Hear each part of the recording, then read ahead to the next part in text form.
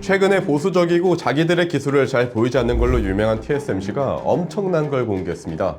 2024년 12월에 개최되었던 반도체 관련 학회에서 TSMC의 부사장 겸 CEO인 미 박사가 2나노 나노시트 기술 양산화가 코앞까지 다가왔다고 발표를 하면서 다시 한번 삼성 파운드리와의 격차를 벌렸는데요. 이 학회에서 TSMC는 2나노 나노시트 외에 반도체 소재부터 공정기술 등 총 19편의 논문을 발표했습니다. 그럼 바로 본론으로 들어가 보죠. TSMC가 핵심으로 발표한 2나노 나노시트는 새로운 반도체 구조 중에 하나라고 보시면 되는데요. 나노시트를 설명하기 전에 2나노의 의미를 먼저 말해 볼게요. 반도체는 작게 막 만들다 보니까 한계에 부딪혔고 위로 쌓기 시작했어요. 반도체를 도시라고 보시면 이해가 빠릅니다. 도시는 처음에는 낮은 집들 위주로 세워지다가 시대가 발전하고 인구가 밀집되면 고층 아파트가 생기듯이 반도체도 비슷합니다. 반도체 칩은 이것처럼 아주 작은 트랜지스터라는 소자들로 구성되어 있고, 트랜지스터에는 채널이 있는데요. 2나노는 일반적으로 이 채널의 선폭을 의미합니다. 반도체가 그림이라면 얼마나 얇게 그릴 수 있느냐를 두고 삼성 파운드리와 TSMC가 경쟁을 하고 있는데, 현재까지의 최신 기술로는 3나노가 최선입니다. 최신 아이폰과 갤럭시도 3나노 공정으로 만들어져요. 반도체는 이런 동그란 웨이퍼, 이 웨이퍼에서 생산되기 때문에 더 작은 공정이 가능해진다면 이 동그란 판에서 더 많은 반도체를 만들 수 있기 때문에 더 많은 돈을 벌 수 있습니다. 하지만 그만큼 공정 난이도는 올라가고 1나노 올라가는데 들어가는 R&D 비용이 수십조 원에 육박합니다. 그러면 나노시트는 무엇인가? 핀펫이 빌라라면 GAA는 아파트예요. 그리고 나노시트는 이 아파트의 세대 하나하나의 면적을 넓힌 겁니다. 기본적으로 반도체의 성능은 전류의 비례를 하는 경향이 있는데, 전류의 세기는 접촉 면적과 비례합니다. 재미있는 건 이 기술을 처음 제안한 게 IBM 리서치라는 곳인데 2017년도에 공개되었어요. 근데 IBM 리서치 외에 삼성이랑 TSMC가 훨씬 더 유명하죠. 아무튼 나노시트는 TSMC의 전유물은 아니기 때문에 삼성도 하고 있는 기술이에요. 근데 이번 발표를 통해서 TSMC가 그 격차를 크게 벌린 거죠. 사실 안 그래도 3나노에서 삼성과 수율이랑 성능 격차가 조금 나긴 하는데 2나노에서도 격차를 내버린 거예요. TSMC의 2나노 나노시트 기술의 전력은 35% 이상 감소되었고요. 성능은 15% 이상 증가되었습니다. 이 그림이 이번에 TSMC가 발표한 건데요. RDL은 칩에서 외부로 나가는 신호들의 배선을 재구성해주는 층인데요. 리디스트리뷰션 레이어라는 뜻이에요. 쉽게 말해서 도시의 도로 교통망을 재구성하는 겁니다. 도로가 잘 정비되어져 있어야 차들이 잘 다닐 수 있듯 신호를 한번 싹 정리를 해준 층이에요. 그림을 천천히 보면 가장 위에 전기 전도도가 가장 높은 카파로 RDL을 만들었고, 그 밑에는 SHP MIM이라는 게 보이죠? 이게 슈퍼 하이 퍼포먼스 메탈 인슐레이터 메탈 카패시터의 약자로 성능이 엄청나게 좋은 카패시터라고 보시면 됩니다. 카패시터는 전자를 좀 저장하는 저수지 같은 역할을 수행합니다. 근데 얘가 카파 RDL과 함께 전력 효율을 극대화하는 역할을 수행합니다.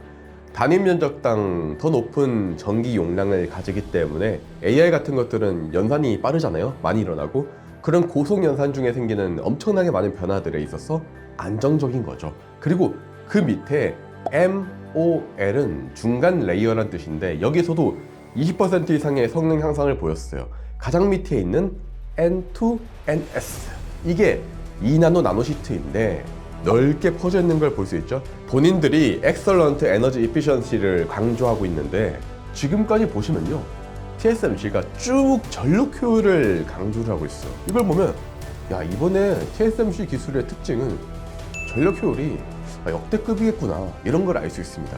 지금까지 밝혀진 바에 따르면 트랜지스터 밀도가 전 세대보다 1.15배나 높아졌어요. 저전압에서는 24% 이상, 고전압에서는 35% 이상의 전압이 세이빙이 됩니다. 여기까지 들으시면 머리가 막 지끈지끈 거리실 텐데, 이번 발표를 인해서 DTCO를 최적함으로써 반도체의 성능과 전력 효율을 기록적으로 갱신해서 SRAM의 확장에 큰 도움을 줬고 아마 앞으로 여러분이 쓰실 아이폰의 성능이 엄청나게 높아질 겁니다. DTCO는 디자인 테크놀로지 코어 옵티미제이션의 약자로 반도체에서 이제 설계랑 공정을 동시에 최적화하는 전략이에요. 이거를 비유를 하면 옛날에는 뭐 자동차를 만든 다음에 도로를 만들었어요. 근데 DTCO는 자동차 제조랑 도로 건설을 동시에 해서 훨씬 더 효율적이고 주차장도 널찍하게 만든 거예요. SRAM을 쉽게 생각해서 지갑이거든요. 우리가 돈을 찾으려면 어떻게 해야 되죠? ATM기에 가거나 아니면 지갑에서 돈을 꺼내야 됩니다. 지갑은 근데 훨씬 더 가까이 있으니까 ATM기보다 훨씬 더 빨리 꺼낼 수 있어요. 하지만 ATM기보다 현금 제한이 큽니다. 그런데 이번에 TSMC는 SRAM을 더 확장해서 스마트 지갑 같은 걸 만들어버린 거예요. TSMC 측은 이번 기술을 두고 4년 이상의 노력의 결실이라고 표현할 정도로 진짜 삼성과의 격차를 크게 벌렸습니다. 물론 현재 전 세계에서 나노시트를 만들 수 있는 거의 유일한 곳이 삼성이랑 TSMC 뿐인 만큼 전쟁은 끝나지 않았어요. 하지만 한국에 내재된 정치 사회적 이슈와 수율이라는 기술적인 벽은 좀 뼈아프긴 합니다. TSMC는 전 세계 파운드리의 7할 가까이를 지배한 진짜 수율의 귀신이거든요. 그만큼 이걸 뛰어넘는 그 이상의 혁신을 삼성 파운드리가 보여줌으로써 반전을 좀 보여줬으면 좋겠습니다만 아마도 전쟁의 서막은 애플이랑 TSMC의 연합이 먼저 열 것 같아요.